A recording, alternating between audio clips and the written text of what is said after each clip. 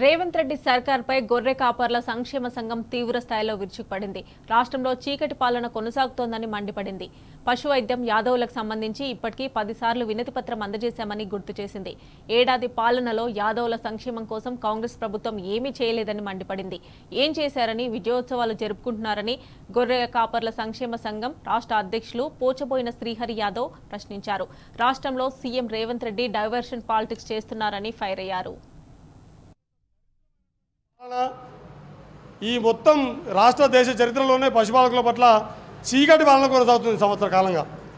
ఈ సంవత్సరం మొత్తంగా ఒక్కరోజు కూడా పశువైద్యం విషయంలో కానీ, పశుపాలకుల విషయంలో కానీ, పశుపాలకులకు కావాల్సినటువంటి రాజకీయ హోదాల విషయంలో కానీ, బాధ్యతల విషయంలో కానీ, ఆర్థికపరమైనటువంటి సంక్షేమ పథకాలకు సంబంధించినటువంటి విషయంలో కానీ పూర్తి చీకటి పాలన కొనసాగుతుంది. ప్రజాపాలన ముసుగేసుకున్నటువంటి ఈ రేవంత్ సర్కారు ఆధ్వర్యంలో ప్రజాప్రభుత్వం అని, ప్రజా దర్బారాన్ని చాలా గొప్పగా చెప్పారు. ఆ ప్రజా దర్బార్లో మేము ఇప్పటికీ 10 సార్లు వినతిపత్రాలు ఇచ్చినాం. పశువైద్యం మీద కానీ, పశుపాలకులకు సంబంధించినటువంటి నిర్లక్ష్యం మీద కానీ, అభివృద్ధి సంక్షేమ పథకాల మీద అనేక సార్లు వాళ్ళకి వినతిపత్రాలు ఇచ్చినాం. కానీ ఏ ఒక్క వినతిపత్రాన్ని కూడా ఇప్పటి వరకు గత సంవత్సర కాలంగా 10 సార్లు ఇచ్చిన వినతిపత్రాలకు ఒక్కదానికి కూడా సమాధానం లేదు. కాబట్టి ఈ సంవత్సర పాలన రైజింగ్ తెలంగాణ అని చెప్పుకుంటే రైజింగ్ తెలంగాణ కాదు, ఇది ద్రోహం చేస్తున్న తెలంగాణ. తెలంగాణలో ప్రధానంగా పశుపాలకుల పట్ల ఈ సంవత్సరం అనేది చీకటి పాలన. నిర్లక్ష్యం అంటే ఓ మేర కనీసం క్షమించవచ్చు.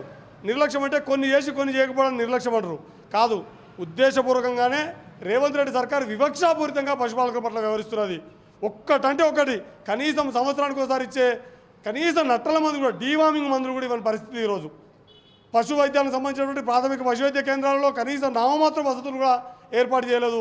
జిల్లాలో ఇప్పటికి 2 సార్లు రాష్ట్రంలో రివ్యూ చేస్తే ముఖ్యమంత్రి గారు ఒక్కరోజు కూడా నూతన పథకం గురించి కానీ, నూతన అభివృద్ధి ఫార్మాట్ గురించి కానీ, లేదా వెల్ఫేర్ యాక్టివిటీస్ని ఎట్లా స్పీడప్ చేయాలని కానీ కాదు, డైవర్షన్ పాలిటిక్స్ని విషయాన్ని నేరుగా డైరెక్ట్గా చేయకుండా డైవర్షన్ పాలిటిక్స్కి పాల్పడుతున్నాడు.